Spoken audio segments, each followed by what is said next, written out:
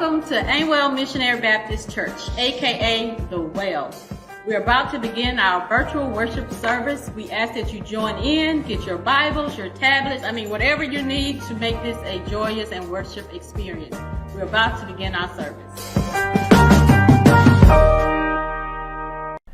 Good evening, everybody, and welcome to our final night of Bible study in this series today, family. I don't know about you, but I've been blessed by this lesson. I have been blessed. And so, of course, family, with all of the things that we have going on this year, as we continue to endeavor to become rooted, even in the later part of the year. In January, we talked about being rooted, and we're still being rooted even now that we've made it all the way to November. And so, of course, as we are closing out our fall series, and we're going to pick this up because service is such a part of our culture, even next year, after we share what the focus will be next year, service will still be a part of our focus as a church, because here at theWELL, we serve well. And so that is just our culture. That's who we are. That's what we do here. That's the well way, right?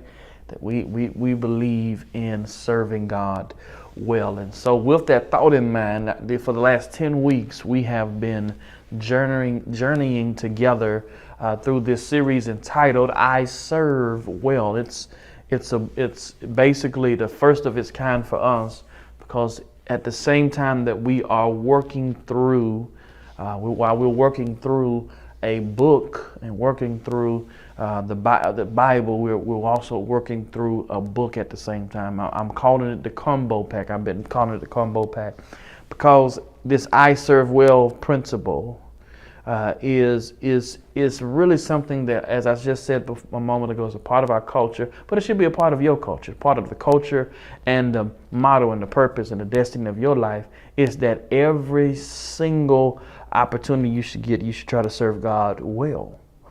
So on our final week for our fall Bible study, again, we're going to pick this up in January and then take another break around the Fat Tuesday or so. But we want to stay consistent with how we want to continue to serve God well. So with that thought in mind, would you join me on the 10th Bible study of this year? Join me in Deuteronomy chapter 13, verse number 14. Deuteronomy verse number 14. Deuteronomy chapter 13, verse number 14. Just to make sure you all can hear me, y'all hit those hearts. I forgot to do that last week. But I wanted to make sure that you all hit those hearts. Let me know you can hear me. If you're on the conference call, say, I can hear you, Pastor. While you find Deuteronomy 13, verse number 14.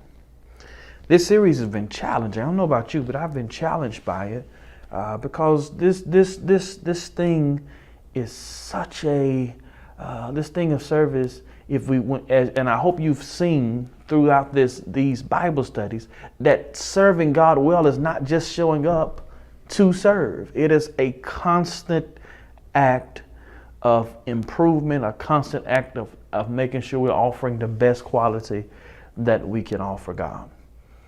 So with that thought in mind, we're going to lean in to principle number 8 tonight. But before we get to principle number 8, we're going to dive into Deuteronomy chapter 13 and 14, verse 14.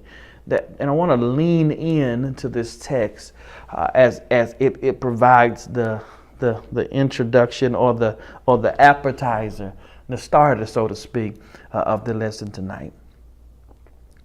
Deuteronomy 13 verse 14 says, "You shall walk after the Lord your God and fear him and keep his commandments." Y'all don't remember that from last week.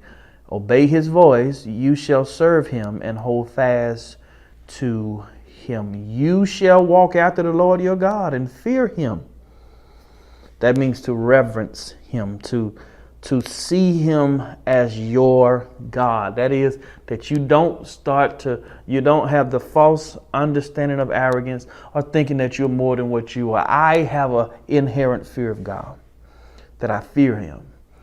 Not out of slavery, but out of reverence.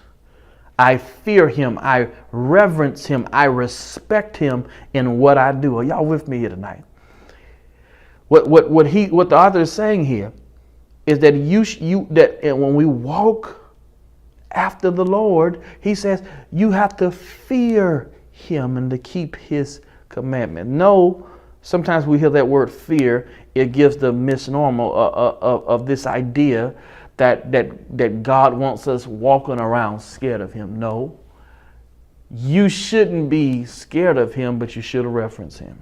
It's the picture that, why I just paused a moment, the picture that God just showed me was of a child who knows that their father doesn't play that. If you know your daddy didn't play that, you had a reverence for him, not a fear of him. If you feared him, you never would hug him and tell him you loved him. However, if you had a strict father who you know didn't play that, you loved him, but you also knew your limitations because you reverenced, you respected him. That is exactly what God is saying to us, family. Is that when I walk after God, I have to fear him like I know he don't play that. I know he doesn't play that. And because I know my God doesn't play, I shouldn't play with him. Are y'all with me here? I shouldn't play with the things that he's given me to do. He says, keep his commandments. But then he says, obey his voice. Again, this is something that has been even something that God is pushing me and showing me that what he has to do. He says, obey my voice. Obey his voice. Yeah. Lately, I'm not sure if I've shared this with you already, but lately God has really been challenging me, especially while I was out. One of the things that God was challenging me was, will you do what I tell you to do when I tell you to do it? And one of the areas was being generous. I know this has absolutely nothing to do with the lesson, but I'm teaching Bible study and I got the microphone. So let me just go off on my own pastoral tangent, if you don't mind.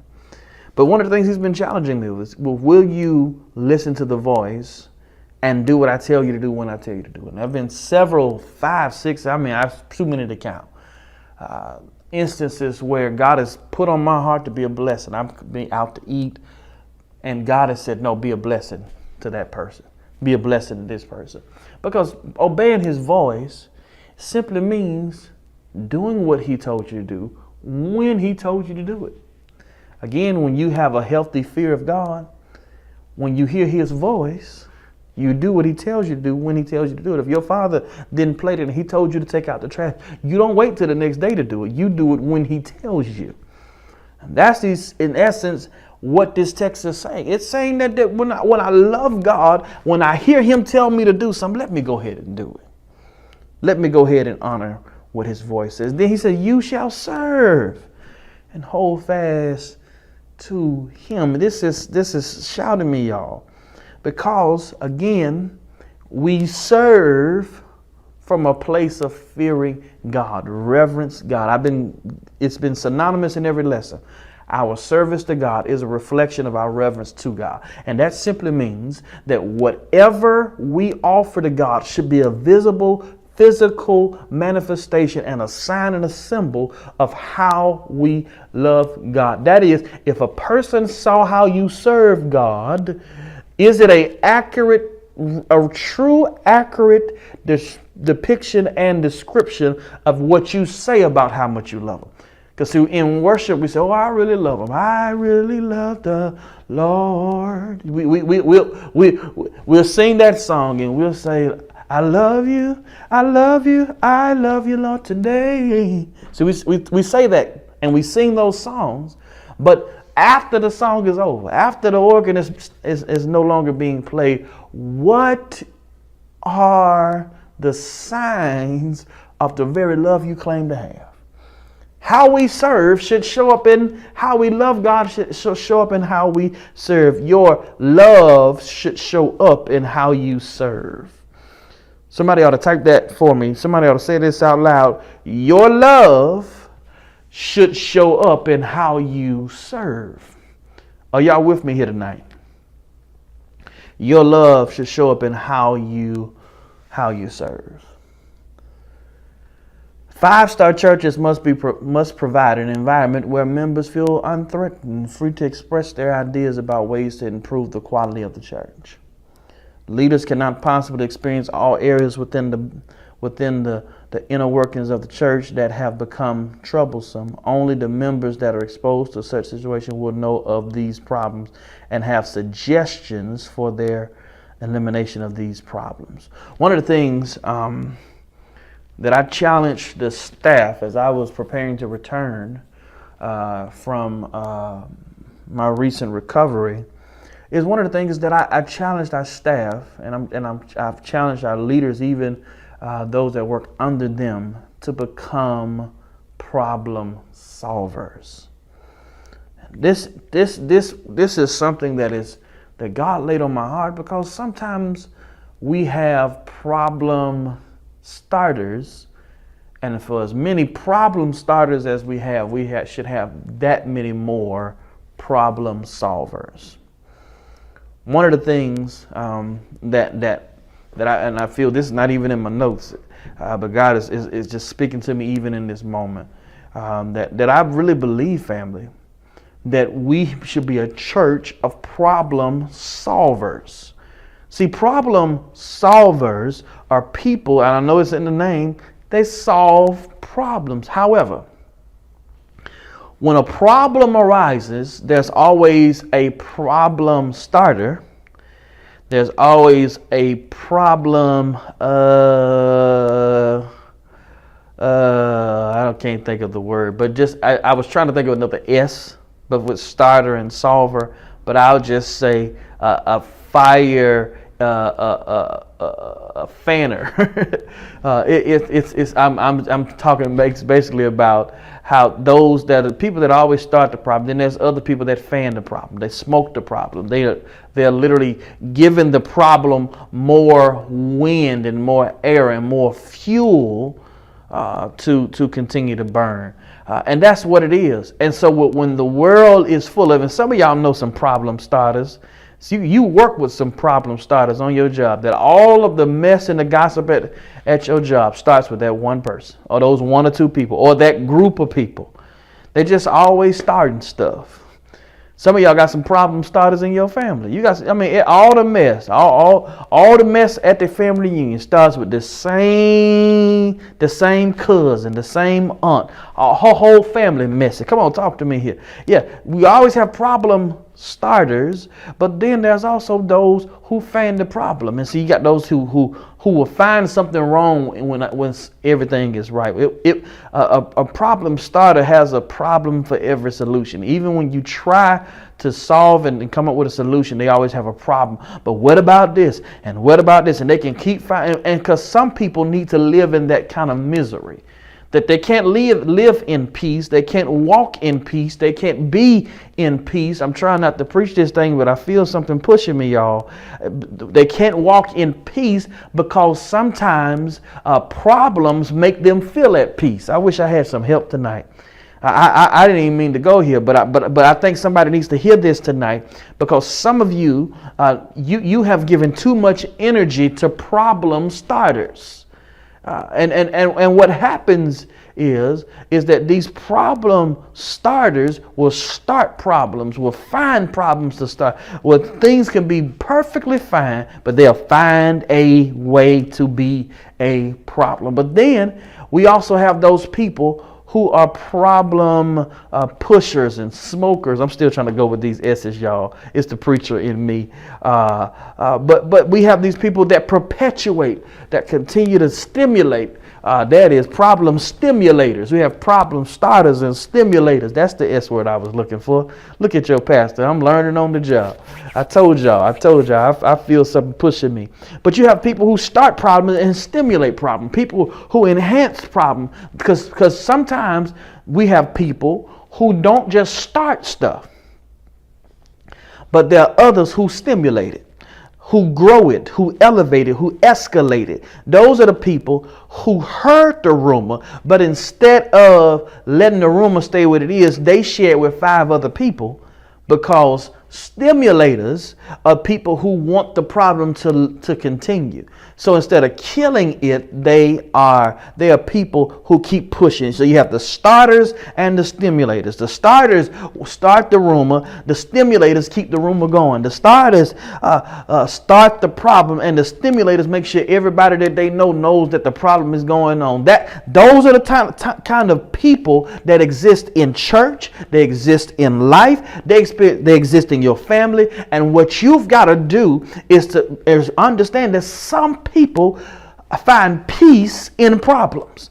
That they can't be happy, can't find joy, can't find some stability because they just gotta have something wrong, gotta have some drama, gotta have something that's not right because they need something to complain about, need something to be unhappy about, because some people find peace in problems. Somebody ought to help me preach tonight. I said I was teaching, but somebody ought to help me teach tonight and say I don't want to be a problem starter or a stimulator, because when I start problems, I'm bringing mess. When I stimulate problems, I'm perpetuating the same cycle. And can I tell you, family, those are the kind of people who are miserable. They don't have any joy, don't have any peace, probably living miserable lives, because a person who lives in joy, a person who lives in peace, is not finding comfort in confusion, mess, and drama, and the latest and the greatest. But when I live in peace, when I live in joy, I don't want problems. I want to enjoy my life. I want to smile. I don't want to be sad. I don't want to frown, because when I learn to live in peace, I don't find peace in problems. And can I tell you what we have to do in every day of our lives, and even in our church? We got to make sure that we be careful and be aware of the problem starters and the stimulators. The starters start the lie, and the stimulators keep the lie going. And can I tell you that what God is demanding from you and I, He's saying, I need some problem solvers.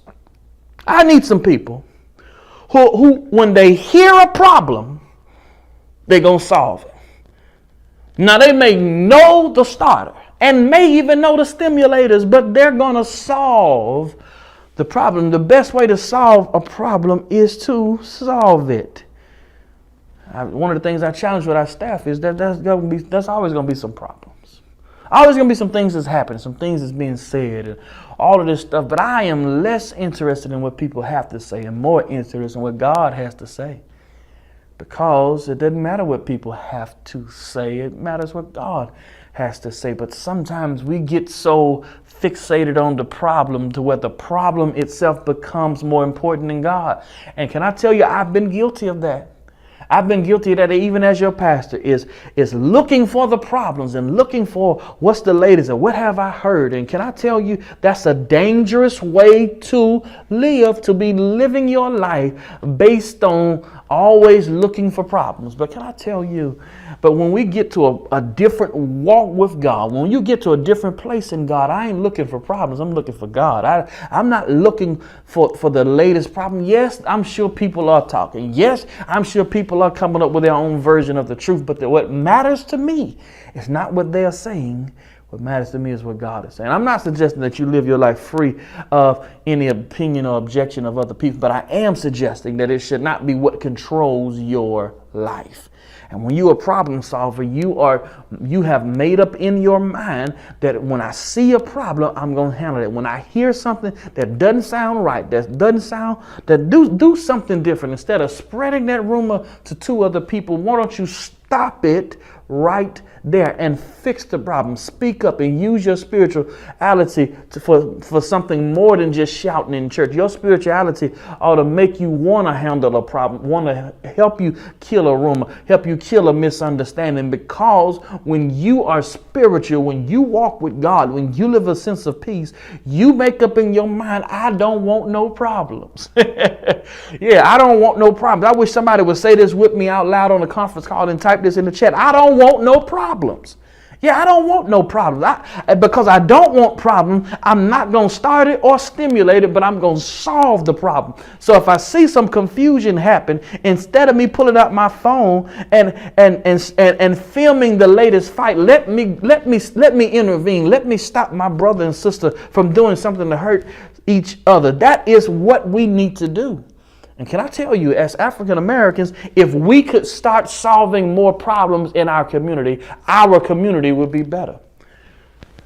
And I believe, yes, Black Lives Matter. I believe all that stuff, and I believe that there's a disproportionate amount of black people, black men who have been, black women who have been murdered at the hands of those that are sworn to protect and serve. However, our community is our responsibility. And if we could become problem solvers more than we were problem starters or stimulators, then our community would be better. Principle number 8 talks about this, y'all. It's providing a safe and secure environment to share ideas. This is a place for critique, yet we should create an atmosphere of freedom to bring up ideas for change. New ideas are like newborn babies. They need to be nurtured. They need to be treated delicately. Ideas shared should not be taken personal. Make sure that the new ideas and the people who bring them feel accepted and affirmed. This is something that happens in church. It's because sometimes people, when they're new, when there's church growth, we are fearful of new ideas because of the things that have happened and the things of well, if I bring a new idea, that means that they're going to take my place. It's not about keeping your position, nor is it about keeping your idea in place. It's about offering the best to God. And so what happens if something we've been doing no longer works? Do we continue to do it because we've always done it? Or do we challenge ourselves to embrace a newer way, a newer idea? Because again, we're not changing the message, but we are changing the method. 30 years ago, everybody had to have a Bible in church. Now, the majority, over half, 3/4 of our church probably have their Bible on their phone. There were no handheld phones 30 years ago that could be carried around the way we carry our cell phones around. There were none. But if we still making people carry Bibles when they're now on their phones, the Bible is still the same on the phone as it is at the book, because the book is on the phone now. But if we get stuck in having to carry a Bible, then we will lose the idea of evolution and change and adjustment. So what happens when the new idea is better than the old idea? We have to adapt and change, because it's not about keeping it the same or keeping us comfortable or keeping us in a position where we're going to keep doing the same thing. But it's about giving God our best. And sometimes giving God our best requires for you and I to give God a new way, to give God a new way of service. That is, that if giving God our best means giving God the most and the highest, then what if the old way does not achieve that? What if the old way restricts us from being able to give us more? Do we keep doing it because that's all we did? Or do we prioritize giving God our best and our highest? That's what excellence is. Excellence is not everything has to be new. Not everything at our church is new. However, the object of what we offer, the object of what we do must be based on giving him the best. So if the old idea is giving him our best and there's nothing more we can truly do, then let's keep it moving. However, if that old idea restricts us from and limits us from giving God our absolute best, then what is old must become new.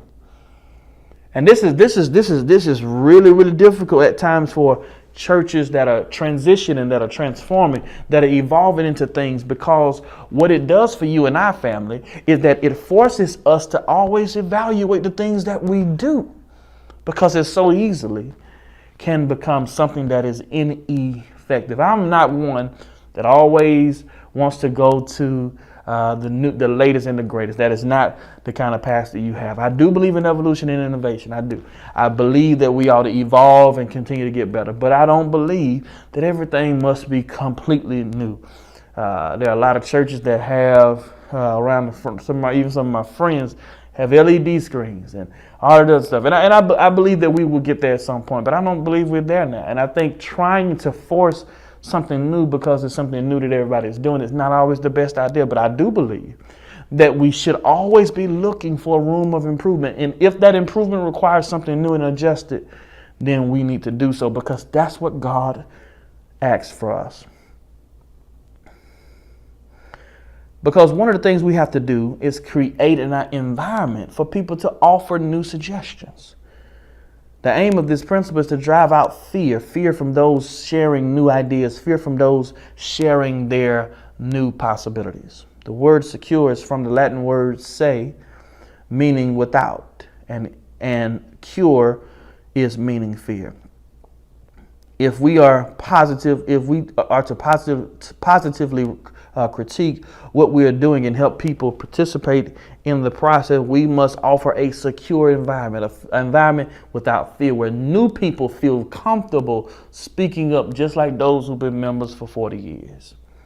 That's one of the things we got to do, because there are going to be some new people who got some new ideas, and we're going to be tempted to be like, well, no, we always done it this way. But can I tell you, it's not about the way we've done it. It's about offering the best way and the most to Him. That's what this is about. And so that's what I need you to understand. Usually I first respond to hearing that something is wrong or something needs to be improved with our ministry is to defend it. And that's what we do. Even you do that in your personal life. As soon as somebody offers you something to adjust, you ought to love me the way I am. I've always been this way. I'm always going to be this way. But as a church, we must feel comfortable enough to bring up things we need to work on. Doesn't mean that is bad. It just means that it needs to be adjusted and improved. And this is all in an effort to promote change and progress. Unfortunately, many of us tend to say, the way we've always done it, it's fine. Ain't bother nobody. Let's not rock the boat. No, author says it's not fine if the church and the people in it are suffering and nothing is moving forward or changing. I totally agree. People with ideas need to be encouraged to speak without retaliation from other members. And one thing that I believe we are fostering here is an opportunity for people to bring new ideas. And people have brought ideas, and people have adjusted certain things. And I believe that's a critical part about our church. Is that if we keep ourselves open, we continue to allow God to use people, because you do know God speaks through people, right? That God's gifts to our church are people who come with gifts and ideas and things that they can offer our church to enhance our church. But if we close the door, close our ears because we want to keep it our way, what we're going to do is look up another 20 years and we're going to be outdated again. But can I tell you, we want to continue to keep ourselves on the cusp of what God is doing, and God will send the resources, God will send the provisions, but we have to be open to the provisions He sends. And those provisions, just to be clear, are people. People come as God's provision to the vision. That's how our vision has gone as far as it has already. It's because the provision are you, the membership of our church, and God has given the vision. And everything that God has shown me has happened. And that's even more that God has shown me that God is going to allow to happen and allow to manifest, because we have the right provision. But we have to manage our provisions right. We have to make sure we keep up. We got to make sure people feel welcome to share new innovative ideas. Training is key to secure a team of leaders who have no problem being open-minded. It's something I try to do with our staff and our leadership. The church is made up of people who come to God, baggage and all. Part of a continual quality improvement plan means that leaders need to regularly brainstorm on how we could do better. So the new ideas are plentiful. Some ideas are implemented. Many are passed up for better ones. Yet all ideas and idea givers find a non-threatening, welcoming environment. And that I've seen that there have been some ideas that's offered that were not progressive or going in the direction we wanted to go. And that's fine. But at least people are thinking. At least people are thinking. And at least people have on their minds. That's one thing that I've been sharing with our staff. Yeah, every idea may not work, and it may be, but at least people are thinking about ways that we can continue to do what we do at a higher level. Here's our conclusion tonight. Training is the key to building a secure environment within ministries. The teaching idea of constructive versus destructive sharing will encourage staff to speak openly on all aspects of how we intend to build our 5-star church. And let me say a word about this. Constructive criticism is needed. Destructive is not. Destructive criticism just tears stuff down. Constructive says we may need to adjust and change some things so that we can become better in certain areas. And I believe, family, that that's exactly what we need. We need an environment where constructive criticism is encouraged. And that's what we have. People share and give opinions and ideas, and it's perfectly fine to share. Because we're always looking for things to enhance and improve our church. And that's why I have identified leaders. If you all have some ideas about things, we love to hear ideas, love to get feedback on things and things that we need to keep in mind that we may have inadvertently overlooked and not thought through. This is why we have leaders. You can go to them and share ideas and things of that nature. And that's one of the things that creates the environment for us. We are a church that is evolving. The way we continue to make sure that we're on the cusp of what God is doing is that we continue to avail ourselves to new and valuable ideas that will put us in a place that we can offer our most in the thing that we can do to God. One of the things I'll say as we're closing our Fall Bible study is, family, I just really believe that we're on the cusp of something. As we're into the last quarter of the year, I think that God is up to something. We're on the cusp of God doing something major at our church. He's already doing major things. I cannot brag on enough of how God has, the time that I was out, those 3 months and 2 weeks, you all showed me so much of the potential of this church. Not that I didn't see it before, but it really shined through those 3 months or so that I was out. Because one of the things that we have to continue to do is evolve and progress and do what God is calling us to do. And so with that in mind, family, I would like for you to bow with me tonight. Because I'm praying for the gifts at our church. I'm praying for those who are sitting on their gifts tonight. I feel this in my spirit. You sitting on your gift, you're saying, I don't have anything to offer. That the devil is a lie. Maybe there's a new ministry idea of something that is on somebody's heart. And I need you to understand that our church is not based on that I have all the ideas. If this entire thing, I am a visionary, I see the bigger picture, but God gives me people who work under me who can see the details in the bigger picture. That's how God allows us to work together. So we've got to work together. So maybe, listen, don't you sit on that idea. Some of y'all got some ideas that can revolutionize how we do church here. Bring that idea. Let's see if we can work through it. And here's the other thing. Maybe that idea may not work right now, but it could work later. But if you don't share it, you'll be sitting on your gift, sitting on the plan and idea that God has given you to share. So whatever that gift is, whatever that thing is that God has pressed it on your heart that you need to do at Aimwell Missionary Baptist Church, let us know. We got staff people all around at our church. Our chief of staff, our congregational care, our youth minister, our facilities coordinator, our finance person, you chairperson, you know all of these people that are leaders in our church who are open and ready to receive ideas from you. Because what I want you to understand, family, is that we don't evolve, we don't progress, we don't move forward, we don't grow without you. This is how we become rooted. We become rooted understanding that every stem, every part of that root is connected to the growth of the plant. And can I tell you, we are all connected to the same church. And every tentacle, every outstretched stem, can I tell you, it's all connected to the growth. And if we can grow and realize that all of our gifts working together is what helps the church grow. We plant and water, but God gives the increase. God is going to let it grow, but we have to make sure we're rooted in the right way. Family, I've enjoyed this journey. We're going to take a break at principle number 8, and we're going to pick this up in January again, because again, serving is just how we do it, and it's a culture that we're going to offer at our church. We have some ministries going on. The ministry, and I always brag on my frontline ministry, but y'all, listen, they are the fastest growing ministry in our church. They are taking in so many people. I mean, it is absolutely beyond me that they are taking in so many people. But this is what we do. And we're looking for other ministries to start, other ways, other ministries that are relaunching, that have relaunched in the last few months. We're looking to enhance those things. It's time for us to grow, y'all. We're becoming rooted, but it's time for us to grow. Listen, I have enjoyed this journey. We're going to take a break. You can take the rest of the year off, have your family time.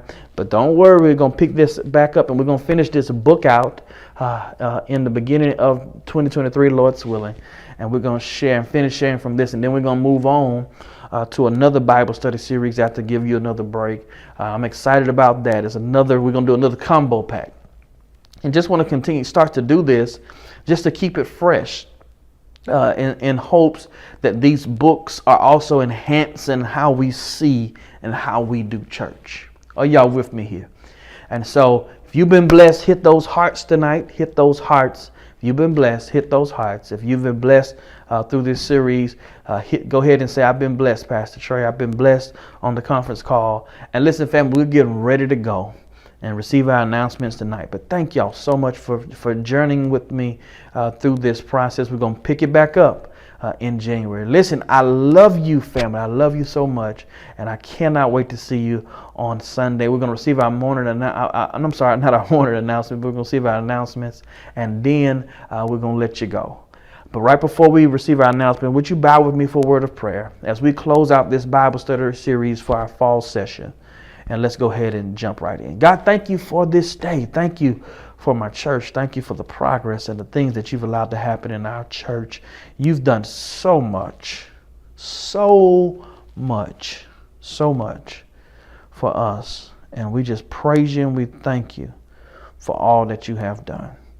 Now, God, as we continue to pray and continue to serve, help us to continue to serve you at a 5-star capacity. To serve you well because you have done well and done so much for us. God, we love you and praise you, and we thank you for what you're doing in the life of the Aimwell Missionary Baptist Church. Thank you for the well. Now, God, bless us as we leave tonight, but never from your presence. Bless us Sunday as we come back to have worship. It's in Jesus' name we do pray. Everybody say, amen. Family, listen, thank you for journeying with your pastor through this 10 week. We got at least 6 more weeks to go, but we're going to restart that in January. I love you, family, and I'll see you when I see you. Peace.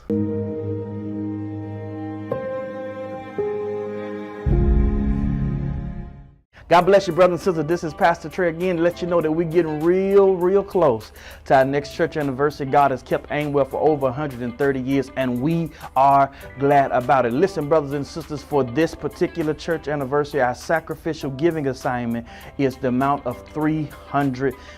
Sacrificial giving is any giving that we do that is over and above our tithes and our offerings. And we're encouraging everyone to participate, everyone to do some sacrificial giving this year. And for some, that amount, $300, is literally too much for you to give. And I get it. I encourage you, if it's too much for you to give your absolute best. For some, that $300 is too small for you, and I encourage you to do bigger and better. Listen, it's not about the amount.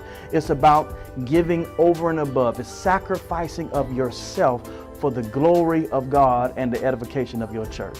Listen, that's what we're doing this year. That's our sacrificial giving moment, our sacrificial giving opportunity, and we are excited about an opportunity to give. Now, some may be asking, Pastor Trey, well, why are we giving $300 this year for our sacrificial giving? Because these are the things we're hoping to accomplish with every dime that we raise in our sacrificial giving this year for our refresh project.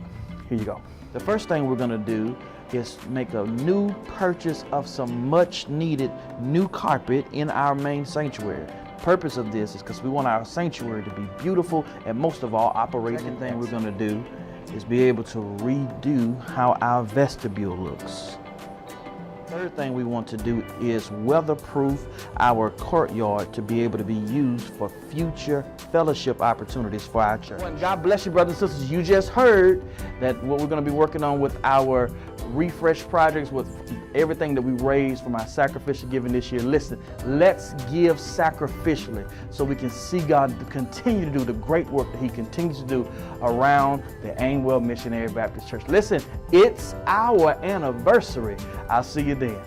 Peace. Our mission statement here at theWELL is to change the world one soul at a time through our commitment to love well, live well, and lead well at theWELL.